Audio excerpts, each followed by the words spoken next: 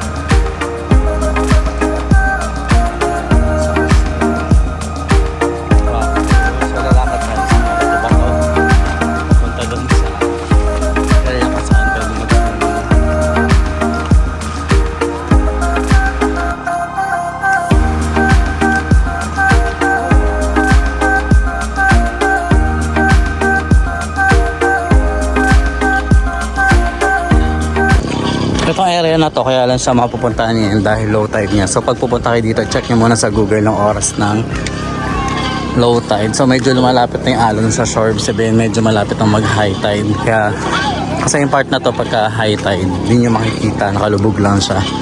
So ngayon ay low tide. Ayan, so swimming tayo dito.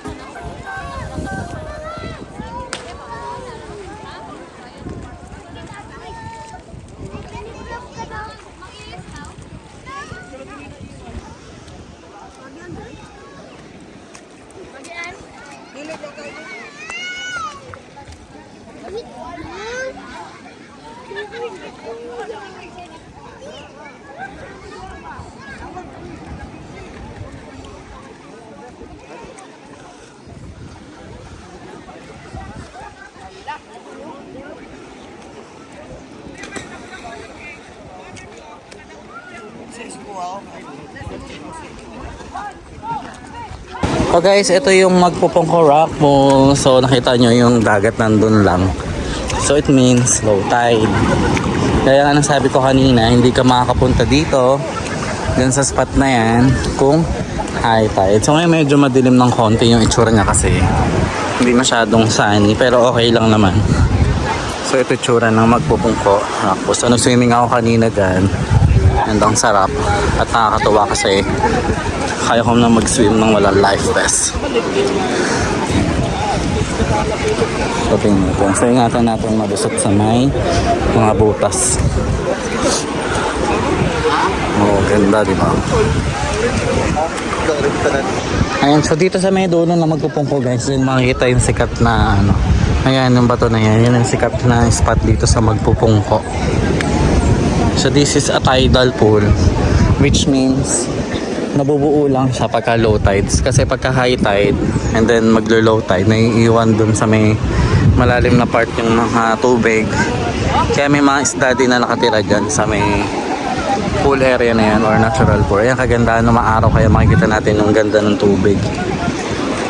Ayan, so sa ngayon ay nandyan pa lang din yung alon. So pagka nga pupunta kayo dito, you always check the status of the Kineso. Hindi, check nyo yung high tide or low tide sa Google para makita nyo yung oras. So estimate nyo na lang kung ano oras kayo alis sa General Luna or kung saan kayo destination manggagaling. Then yun, so ma-explore nyo na tong Magpupungko Falls. Ayan, lakad pa tayo dito.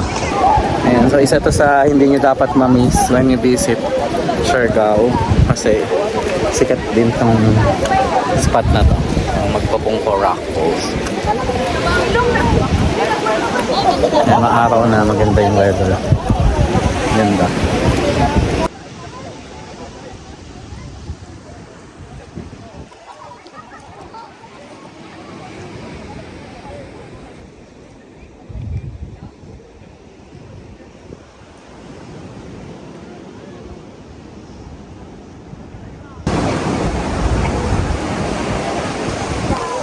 So yun guys, mahaba pa ilalakaran dito sa may Magpupungko area. Usually kasi mga tao na doon sa may bungad.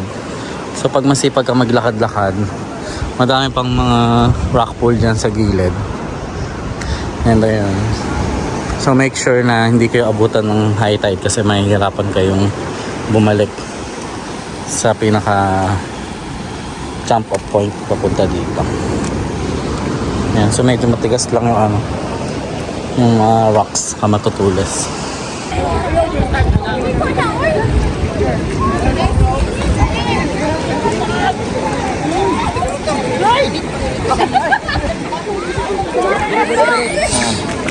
Nagpisa ka lang.